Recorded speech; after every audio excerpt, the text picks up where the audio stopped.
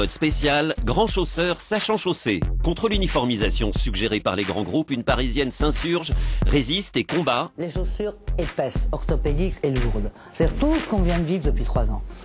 Ça, alors là, quand je vois les filles marcher, mon Dieu, mais elles peuvent, faut presque les aider. Mais elle porte pourtant des souliers de grande marque. Parce que d'abord, ce ne sont pas des chausseurs, ok? Voilà, ce n'est pas leur métier. Leur métier, c'est de faire des vêtements.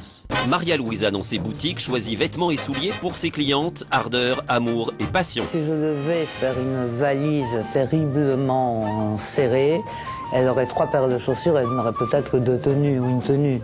Parce qu'en changeant de chaussures, ma tenue, elle devient du soir ou elle est du matin. Et Maria Louisa ouvre une boutique dédiée à Ferragamo. Réédition de quelques-uns des 12 000 modèles exposés au musée de Florence, produits en 150 exemplaires des années 25 aux années 50. Hollywood, il faut avoir le pied de Carmen Miranda, Ingrid Bergman, Audrey Hepburn pour chausser ces souliers-là. Et Marilyn? Quoi qu'il arrive, cet escarpin n'a pas été normalisé. Il aurait pu devenir un peu plus large pour chausser un peu plus de pieds. Non, ça reste un modèle qui va aller à une femme avec des pieds étroits, minces. Elle distribue également l'autre grand chausseur, Manolo Blahnik. Il naît aux Canaries, étudie la littérature à Genève, l'art à Paris, première boutique à Londres en 73. Ses chaussures apparaissent dans la série Sex and the City. Tout ce qui va être lourd chez les autres, chez lui, sera aérien. C'est une histoire de proportion, c'est quelqu'un qui vous dessine une jambe, c'est évidemment à chaque fois une silhouette. Très forte présence aux États-Unis et en Asie, mais confidentielle en Europe. Aujourd'hui, Manolo Blahnik joue l'ouverture via les grands magasins du printemps à Paris et sa nièce, Christina. J'ai grandi avec elle. Je rentrais de l'école tous les jours à 3h30 et j'allais dans la boutique où je faisais mes devoirs à l'étage.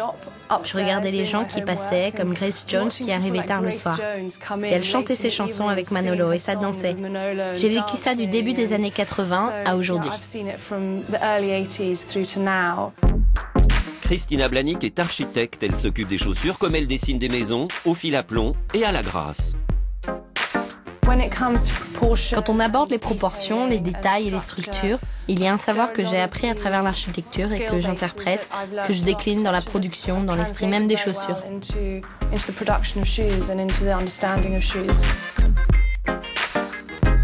En bref, qu'est-ce qu'on leur demande aux chaussures?